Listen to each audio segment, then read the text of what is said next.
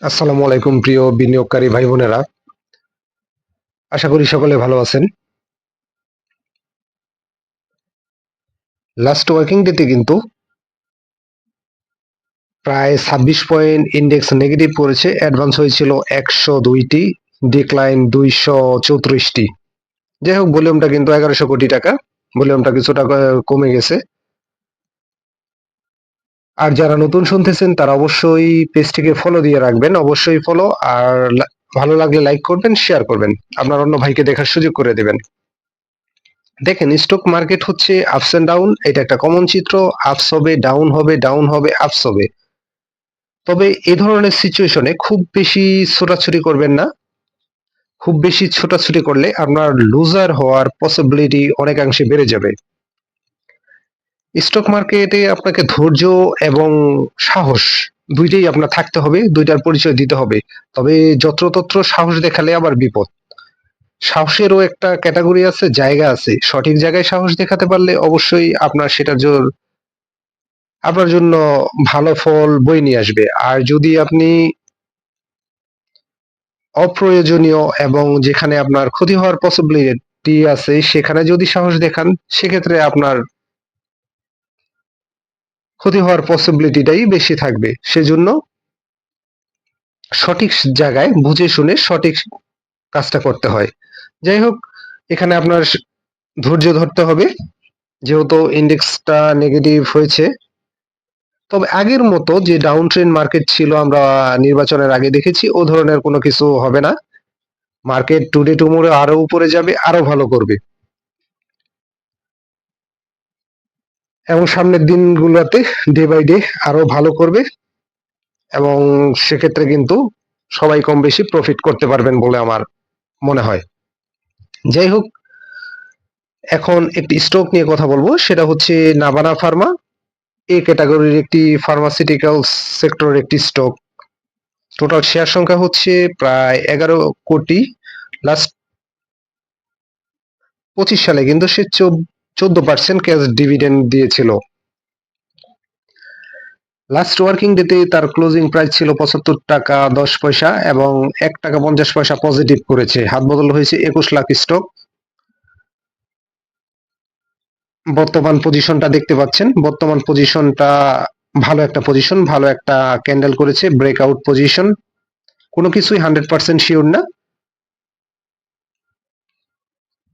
তবে last working ডেতে যারা পজিশন নিয়ে রেখেছেন তারা একটা ভালো পজিশন আছেন বলে আমার মনে হয়। তবে এইসব স্টক এভারেজ করা যাবে, এভারেজ করে কিন্তু বেরিয়ে আসা যায়। যদি আপনার স্টকটা বাই করার পর ডাউন ট্রেন্ডে আসে, কারেকশন হয়, সেক্ষেত্রে কিন্তু আপনি এভারেজ করেও স্টকটার থেকে বেরিয়ে আসতে পারবেন।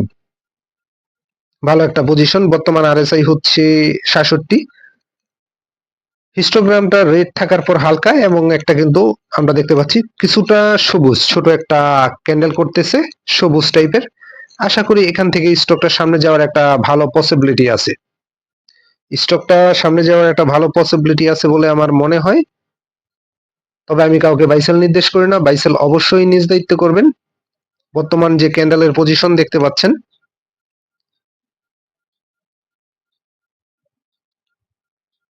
তার প্রাইস আপ করার যথেষ্ট পসিবিলিটি আছে, প্রাইস আপ করার যথেষ্ট পসিবিলিটি আছে বলে আমার মনে হয়।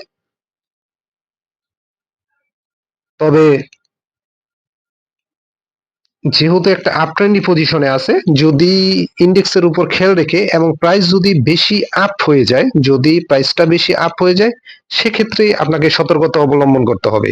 সেক্ষেত্রে আপনাকে সতর্কতা অবলম্বন করতে হবে।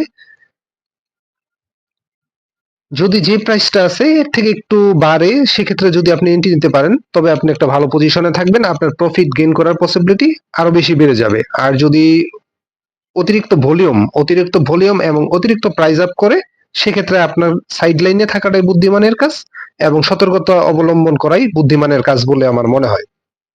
তবে ব্রেকআউট পজিশন, যারা রিস্ক নিতে পছন্দ করেন, তারা চাইলে দেখতে পারেন। তবে এমনিও আপনারা দেখতে পারেন, স্টকটা যদি বাই করার পর ডাউন ট্রেন্ডে চলে আসে, সেক্ষেত্রে এভারেজ করেও বেরিয়ে আসতে পারবেন। অনেকাংশে প্রফিট গেইন করারও আপনার পসিবিলিটি থাকবে। সেক্ষেত্রে আপনার পর্যাপ্ত ব্যাকআপ মানি এবং এভারেজ করার মেন্টালিটি থাকতে হবে।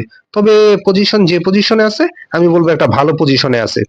স্টকটার ব্রেকআউট দিয়ে উপরে যাওয়ার যথেষ্ট পসিবিলিটি আছে বলে আমার মনে হয়। এখন আপনার কথা হচ্ছে আপনি কি প্রাইসে স্টকটা বাই করতে পারেন এবং রিজনেবল প্রাইসে বাই করতে পারেন কিনা সেটা হচ্ছে বিষয়। যদি আপনি কিছুটা কমে বাই করতে পারেন সেক্ষেত্রে কিন্তু আপনার প্রফিট গেইন করার পসিবিলিটি একটু বেশি থাকে।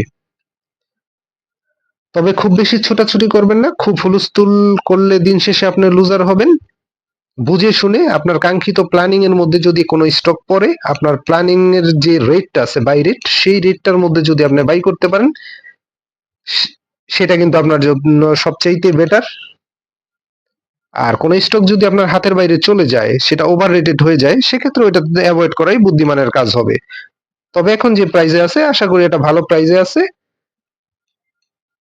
চাইলে আপনারা পজিটিভলি বিবেচনা করতে পারেন, তবে অবশ্যই ব্যাকআপ মানি রাখতে হবে এভারেজ করার জন্য যদি ডাউন ট্রেন্ডে আসে। আর যদি প্রাইস আপ হয়ে যায়, বেশি প্রাইসটা আপ করে ফেলে, সেক্ষেত্রে সাইড লাইনে বা বিরত থাকাই আপনার বুদ্ধিমানের আপনার জন্য বুদ্ধিমানের কাজ হবে। যদি আপনি রিস্ক নিতে না চান, যারা আছেন যে রিস্ক নিতে চান না তাদের ক্ষেত্রে, আর যারা রিস্ক নিতে চান তারা চাইলে এটা পজিটিভলি বিবেচনা করতে পারেন এবং বিবেচনা করার সুযোগ আছে বলে আমার মনে হয়। দুই ধরনের ট্রেডারদের জন্যই আসলে সুযোগ, যে যেটা বেছে নেন। তবে সবকিছুর বিবেচনায় যদি বুঝে শুনে যৌক্তিক প্রাইসে এন্ট্রি নিতে পারেন, আশা করি এখান থেকে কম বেশি আপনাদের একটা প্রফিট গেইন করার পসিবিলিটি থাকবে। একটা ব্রেকআউট পজিশন দেখতে পাচ্ছেন। তবে কোনো কিছু 100% সিউরিটি দেওয়া যায় না। আসলে ক্যান্ডেলের পজিশন আর সব আরএসআই ক্যান্ডেল আর বর্তমান সবকিছু মিলিয়ে আসলে অ্যানালাইসিসটা যে পজিশনে থাকে সেটা নিয়ে আসলে আলোচনা করা হয়। আমি কাউকে বাই সেল নির্দেশ করি না, বাই সেল নিজ দায়িত্ব করবেন। ধন্যবাদ, ভালো থাকেন।